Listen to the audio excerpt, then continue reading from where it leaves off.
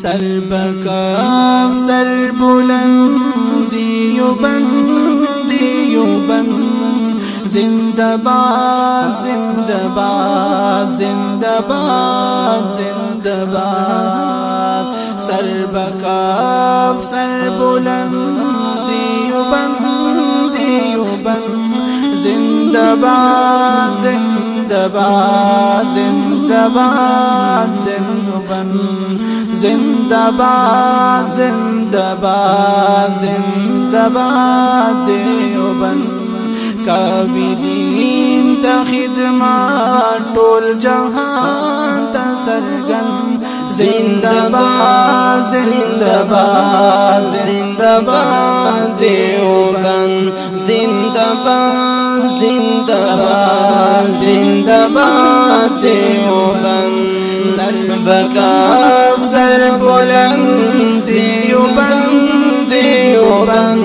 जिंदाबाद जिंदाबाद जिंदाबाद देवबंद जिंदाबाद जिंदाबाद जिंदाबाद देवबंद। काबिदीन ता खिदमत टोल जहान ता सरगन जिंदाबाद जिंदाबाद जिंदाबाद देवबंद जिंदाबाद जिंदाबाद जिंदाबाद देवबंद। पैरवान पर ख़ियाद इमाम आज़म ख़त्म कोड़े तल दवख़ार फितना। पैरवान पर ख़ियाद इमाम आज़म ख़त्म कोड़े तल दवख़ार फितना ख़त्म कोड़े तल दवख़ार फितना। खुदे दिसात हर वाश हर आन सर बुलंद खुदे दिसात हर वाश हर आन सर बुलंद जिंदाबाद जिंदाबाद जिंदाबाद देवबंद जिंदाबाद जिंदाबाद जिंदाबाद देवबंद। सर बकफ सर बुलंद देवबंद जिंदाबाद जिंदाबाद जिंदाबाद देवबंद जिंदाबाद जिंदाबाद जिंदाबाद देवबंद। काबिदीन ता खिदमत टोल जहान ता सरगन जिंदाबाद जिंदाबाद जिंदाबाद देवबंद जिंदाबाद जिंदाबाद जिंदाबाद। अल्हम्दुलिल्लाह हज़रतिल जलाला वस्सलातु वस्सलामु अला अफ़ज़लिर रिसाला व अला आलिहि व सहबिहि अल्लज़ीना हुम अहलुल फ़ज़्लि वल अदाला। अम्मा बादु फ़अऊज़ु बिल्लाहि मिनश शैतानिर रजीम। जिंदाबाद जिंदाबाद देवबंद जिंदाबाद जिंदाबाद जिंदाबाद देवबंद। अल्हम्दुलिल्लाह वस्सलातु वस्सलामु अला मन ला नबिय्य बअदह। अम्मा बादु फ़अऊज़ु बिल्लाहि मिनश शैतानिर रजीम। बिस्मिल्लाहिर रहमानिर रहीम। युरीदून लियुत्फ़िऊ नूरल्लाहि बिअफ़वाहिहिम वल्लाहु मुतिम्मु नूरिही वलौ करिहल काफ़िरून। वक़ाल नबी सल्लल्लाहु अलैहि व आलिहि वसल्लम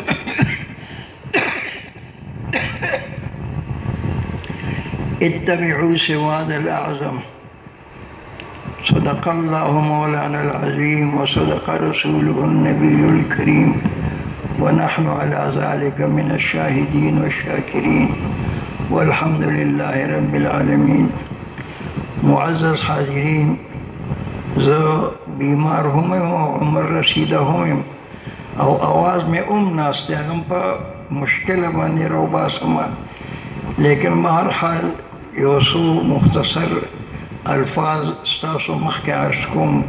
خذ ما صفا ودع ما قدر. مؤمنانو، الله تعالی دا دنیا دا پیدا کړې ده او په دې کې مختلف قسم مخلوقات پیدا کړي دي او یو مخلوق پکې انسان دی. او رسول الله صلی الله علیه وسلم فرمایي انما الدنیا خلقت لكم وانتم خلقتم للآخرة. دنیا تاسو د پاره پیدا شوې ده او تاسو د آخرت لپاره پیدا شوې ده او د هغه آخرت لپاره الله تعالی رجال پیدا کړي دي چې د هغې طرف ته زمونږ رهنمایي کوي او چې کوم صحیح لار او صحیح عقیده ده د هغې موږ ته هغه رهنمایي کوي. زه ډېر دا کولی نشم، ما زړه د بیمار یم. زه مختصر دا نن پرون چې کوم معامله روانه ده دا د پیسو باندې چې عقیدې بدلولی شي او پیسو باندې دغه کولی شي، د دې حقیقت څه شی دی؟ فضل رحمان درمکوټي هغه یو مختصر شانتې رساله لیکلې ده او هغه په دې کې دا چیلنج کړی دی چې دا کوم کسان چې ځان ته وابیان وي دوی خپل وجود دا بر صغیر کې د انګریزانو نه مخکې ثابت کړي، نو موږ په سترګې به ومنو. د انګریزانو نه مخکې د دوی وجود په بر صغیر کې نشته. یو خبره شوله. دویمه خبره دا ده چې هر کله ایسټ انډیا کمپني هغه قبضه وکړله او ویې کتل چې ټول احناف دي فیصلې په عالمګیري باندې کېږي، نو هغوی دا خیال وکړو چې دې کسانو باندې موږ له حکومت کول دا ډېر ګران کار دی، راشه دوی په خپل منځ کې واچو ته حکومت کوه. نو هغې دپاره یو دغه ایجاد کړه چې لڑاؤ اور حکومت کرو. دا یو جمله هغې دپاره ایجاد کړه چې لڑاؤ اور حکومت کرو. نو دا وابیان یې را پیدا کړل اجي، او دلیل دا دی چې دا د هغوی پیداوار دی چې د دوی څومره مشران تیر شوي دي هغه انګریزي خطاب یافته دي. چې کوم علما دي هغه شمس العلما خطاب ورته ورکړی شوی دی. چې کوم علما نه دي نو هغه نواب صدیق حسن خان هغوی ته بیا د نوابۍ چې کوم دی هغه خطابونه ورکړي شوي. نو د هغه چیلنج کړی دی او انعام یې وموښ کړی دی چې دوی د ځان په بر صغیر کې دا انګریزانو نه مخکې ثابت کړي، نو موږ به یې ومنو. دا خو دوی د شر او فساد دپاره د خپلو اساتذه کرامو یو څو مختصرې خبرې ستاسو مخکې کوم. مولانا ابراهیم صاحب بلیاوي رحمت الله علیه چې رئیس المناطق او یو ډېر د خوند سبق به وي، هغه دې وابیانو متعلق وي چې ہم منشا رسول پر عمل کرتے ہیں اور یہ الفاظ رسول پر عمل کرتے ہیں. اور منشا اور الفاظ میں فرق ہوتا ہے. الفاظ ایک طرح کے ہوتے ہیں اور وہ منشا اس کا دوسری طرح کا ہوتا ہے. تو اس لیے اس نے ایک مثال لی، یو مثال ورک چې یو مالک دی د هغه دوه نوکران دي او دوی اسونه دي. هغه یو مالک نوکر ته وي کہ ارے بھائی اس گھوڑے نو پانی دیکھا. بل نوکر ته وي چې ارے بھائی اس گھوڑے نو پانی دیکھا. هغه یو اس بوته په پولې ودروي هغه دی اوبه دي او هغه بل چې کوم دی اس اوبو ته کوز کو ترو ترو یې ورته وکړل او موړ یې کړ. اوس د مالک په دغه باندې حکم باندې چا عمل وکړ؟ چې چا اوبو ته کوز کړه خو خلاف ورزي وکړه او خو ته یې ورته وښایه اوبه، لیکن د خولو مقصد ورکول دي. نو هغه به وایي چې دوی دا الفاظو د رسول باندې عمل کوي. او منګه په منشا د رسول باندې عمل کوو. دې کې داسې کسان شته دی چې دوی وایي چې اوبه پرتې وي او پلیتي پرې راپرېږدي نو اذا وقال النجاسة فی الماء يتنجس نو دا پلیتېږي، او که لاندې اوبه پرتې پلیتي پرته وي او اوبه پرې راپرېږدي نو نه پلیتېږي، دا نه پلیتېږي. ځکه چې اذا وقع النجاسة خو نه دی اوبه په پلیته راپرېوتې او موږ منشأ امتزاج دی چې پلیت او پاک یو ځای شي نو نتیجه تابع د اخص ارزش وي. نو هغه شی پلیتېږي ډک منګی د صفا اوبو او یو قاشق میتیاز پکې واچوه نتیجه تابع د اخص ارزش دی، نو هغه میتیاز هغه په منګی ټول پلیت شو. نو دې وجې نه دا منشا بیل شی دی او دغه الفاظ نه دغه بیل شی دی. د شیخ الادب صاحب یو واقعه درته وایم، منطقه ابو داود شریف کې په درس کې ویلې ده. شیخ الادب صاحب مفتی دارالعلوم دیوبند هم و، او زه به څه زمانه کې زمونږ د پېښور نه یو اخبار وته صداقت یکتوت زنګ دفتر و جمعیت علماء اسلام، او وقت خو هندو او دلته دفتر منګه یو صداقت نوم باندې یو اخبار چې کړو، سبق پر پڑھ صداقت کا شجاعت کا عدالت کا لیا جائے گا تم سے کام دنیا کی امامت کا، دا به د هغې اخبار په سر باندې لیکلي. نو هغه ته ما فتوی را لېږلې او فتوی به ما هغه ځای کې نقل کولې او د اخبار ته به مې را لېږلې. نو هغې کې شیخ الادب صاحب یو ځل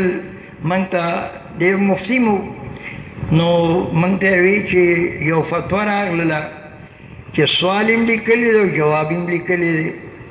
حواله یې غوښتې ده. وایي ما سره چې په کتابخانه کې څومره کتابونه و نو هغه ما لټ پټ کړلو، لیکن حواله مې بیا نه مونده. ویم چې حضرت کشمیری صاحب له ورځمه چې هغه نه دې متعلق تپوس وکړم، نو وایي چې زه لاړم نو دی په کتابخانه کې ناست دی او کتاب مخې ته داسې دی او یو ساعت پس پاڼه واړئ، بیا ورته ګوري. نو ما دا خیال وکړو چې دې مقام راړئ نو ودرېږئ چې د هغه مقام راړئ نو زه به راواړئ نو بیا به زه ورشم. خو هغه ډېر ساعت هم دغسې پاڼې اړولې او زه بار ولاړم. بیا مې اجازت وغوښته، عذر مې وکړ چې حضرت زما د دارالافتا وخت ختمیږي او تاسو څه ځای لټو، خو نو ته زه معافي غواړم، زه یو تپوس ته راغلم. وی هغه راته ویل چې دا خو ما مطالعه کوله. وی ما ورته ویل چې داسې مطالعه څه فایده کوي؟ وی داسې مطالعه ما نه 9 کاله نیږي چې په داسې انداز باندې زه مطالعه وکړم نو ما نه 9 کاله نیږي. دا واقع په دې وجه باندې ویله چې موږ ته به وي چې زموږ د احنافو دپاره د بل هېڅ دلیل ضرورت نشته، دا زموږ دپاره کافي دی. شیخ انور حنفي دی،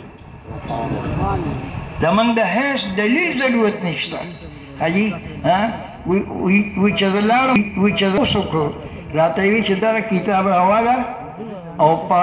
متن کې دا لیکلي دی او حاشیه کې دا او صفحه پلانې ده او عبارت یې راته ووایي. وی داسې یو انسان الله تعالی هغه پیدا کړی، هغه رفع الیدین باندې هم کتابونه لیکلي دي، په قرات خلف الامام باندې هم کتابونه، بسط الیدین، نیل الفرقدین، دا په رفع الیدین باندې لیکلي دي، الکوټ مشکل شانتي دي. نو بهرحال نو هغه به دا موږ ته وي چې کشمیری صاحب مو حنفي دی، نو زموږ هېڅ دلیل ته هغه ته د زنده کتابخانې خطاب ورکړی شو. هغه ته به د دې نورالنظام متعلق مشهوره ده چې دا د مصر په دوره باندې و او هغه مصر کتابخانه کې دا کتاب ولیده، حنفي کتاب و. نو زه د هغوی نه دغه وکړم، مطالبه وکړه. هغوی وی چې موږ سره نسخه یوه ده او دا موږ نشو ورکولی. نو بیا ورته وی چې ښه ده یو مطالعې له خو ماله یو شپې له راکولی شئ. وی او نو بیا صرف یوه شپه مطالعه کړې ده او بیا دوره هم کړې ده، دا خو د مختلفو ملکونو دوره هم کړې ده. او بیا واپس راغلی او کاتب یې ځان ته کېنولی دی او هغه الفاظ چې کوم ده کتلي وو هغه هغه ته ویې هغه به نقل کول چې کتاب یې چاپ کړ نو بیا یې ولیږه ما دا د مشرانو نه اورېدلي چې کتاب یې چاپ کړ نو ویې لیږه نو هغوی ورته چې صرف د و د فی فرق د نور پکې څه فرق نشته او وم حرف عاطف د فیم حرف عاطف معنا کې فرق نه راځي صرف د و د فی چې کوم دی هغه فرق دی دا زمونږ د مشایخو اقوال دي باقي پاتې شو نو تقلید دانه دوی موږ ته اهل رایې وایي دوی خو د قباحت په وجه باندې وایي چې دوی حدیث او قرآن باندې عمل نه کوي او په خپله رایه باندې عمل کوي او موږ یې په د مسح په طور سره قبلو چې موږ له الله تعالی پوهه راکړې ده او موږ د حدیث او د قرآن په مقصد باندې پوهېږو تاسو پرې نه پوهېږئ موږ اهل رایې یو یعنی اهل عقل یو نو چې اهل عقل یو نو موږ د قرآن باندې پوهېږو حدیث باندې پوهېږو نو تقلید دا معنا نه ده چې ګنې امام صاحب یو خبره کړې ده قرآن او حدیث د هغې بل خبره کړې ده موږ د قرآن او د دغه خبره پرېښې ده امام صاحب لکه دوی په موږ باندې افترا کوي د تقلید معنا دا ده چې امام صاحب د قرآن یا د حدیث چې کومه تشریح کړې ده هغه موږ ته د نورو تشریحاتو په نسبت باندې هغه غوره ده هغه تشریح هغه موږ ته غوره ښکاري د مثال په طور سره او لامستم النساء راغلی دی اذا جاء احدكم من الغائط او لامستم النساء فلم تجدوا ماء فتيمموا صعيدا طيبا نو د دې معنا کې غیر نور ائمه سوا د امام صاحب نه چې د لامستم نه مراد لمس بالید دی او سړی چې ښځه چې کوم دی په لاس ورله وروړي نو اودس ماتي او لامستم النساء فلم تجدوا ماء فتيمموا صعيدا طيبا هغوی د لامستم معنا لمس بالید اخلي او دا تفسیر د حضرت عبدالله بن عمر رضی الله تعالی عنهما حضرت عبدالله بن عباس رضی الله تعالی عنهما وی چې د لامستم النساء نه مراد جامعتم النساء ذکر د لازم دی او مراد ته نه ملزوم دی د جماع کولو په وخت کې خامخا ښځې باندې لاس لګي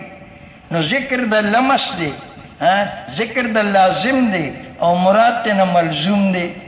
نو منګه د عبدالله ابن عباس رایې له ترجیح ورکړې ده او د هغې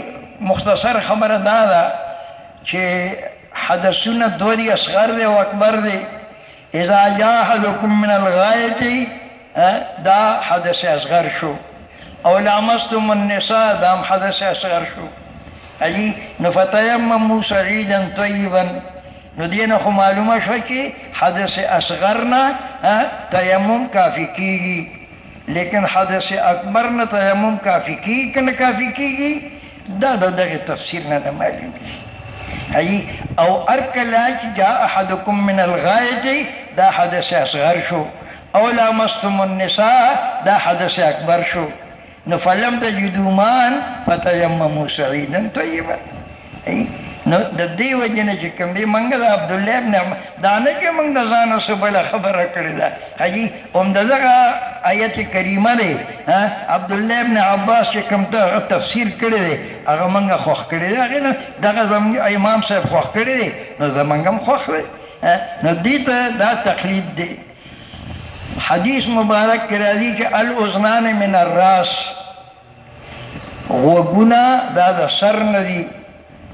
نور ائمه څه معنا کوي چې دا پیدا دي په سر کې دا پیدا دي په سر کې زمونږ امام څه معنا کوي الاذنان من الراس حکم د غوږونو حکم د سر حکم د غوږونو حکم د سر دی یعنی رسول الله صلی الله علیه وسلم د تشریح د اعضاء دپاره الله تعالی نه دی مبعوث کړی چې ورته ووایه چې غوږونه په سر کې دي پوزه د مخ په منځ کې ده سترګې د روز د لاندې دي او چې وسړی ورته ګوري نو بیا د هغې د بیان ضرورت څه شی شو موږ ګوري چې غوږونه په سر کې دي نو به هر حال د دې د بیان ضرورت نشته دی امام صاحب وایي چې دې مقصد دا دی چې حکم د غوږونو حکم د سر دی کمې اوبه کې تا سر له راواغېستې او په سر دې مسه وکړه هغې غوږونو په هغې باندې ته مسه کولی شي هغې دغه باندې اوبو باندې ته خو شرط دا دی چې لاس جدا نه کړې بوزې داسې راولي او داسې راولي او مسه پرې وکړې الاذنان من الراس حکم د او که چېرې تاسو وکتل د غوږ کې چې کوم خیرې دي نو هغه د سر د خیرې په شانته دي دا نور خیرې تور تور وي او په دې کله کله ویښته هم پرې د په چا باندې وي نو دې نه دا معلومه شي چې دا د سر یوه حصه ده نو کومه اوبه چې د سر د ناسیې لپاره کافي کېږي کمې اوبه چې د سر د دغه د صدغینو لپاره کافي کېږي کمې اوبه چې د قفا لپاره کافي کېږي دا د سر حصې دي نو غوږونه هم د سر حصه ده نو دغه اوبه د دې لپاره هم کافي شوه د سر څلور حصې دي دغه اوبه ولټه کافي شوې نو د الاذنان من الراس دا هم د سر حصه ده هغه اوبه چې تا مسلې راغېستې دي هغه د دې هم دغه شو نو به هر حال زمونږ ما د امام صاحب د حدیث چې کوم تشریح کړې ده زمونږ خوښه ده د دې دا مطلب نه دی چې د هغه خبره یو شانتې ده او د حدیث بل شانتې ده او موږ حدیث العیاذ بالله او قرآن پرېښی دی او موږ د امام صاحب په نه د هغه تشریح خوښه کړې ده او دوی ځان ته مقلدي غیر مقلد وایي او مقلد ته چې کوم دی هغه مشرک او دغه وایي نو امام ترمذي خو شافعي د سره څه چل کړی د باندې څه حکم لګوي شیخ زکریا رحمت الله علیه لیکلي دي چې امام ابو داود حنبلي احناف دي ټول ترک احناف دي ټول پاکستان احناف دي ټول پاکستان عمر کسان په هندوستان کې دي ټول احناف دي او دا نور چرته وړو کې مالګه وي لیکن دا نو سواد اعظم څوک دی سواد اعظم دا احناف دي او رسول الله صلی الله علیه وسلم فرمایي اتبعوا سواد الاعظم او داسې معلومیږي چې د مانځه وخت هم ډېر دغه دی نو الله تعالی دې تاسو لا صحیح عقیدې درکړي او الله تعالی تاسو په صحیح عقیدو باندې روان کړي او پروردګارانو ستاسو علم او عمل کې برکات واچي هذا واخر دعوانا الحمد لله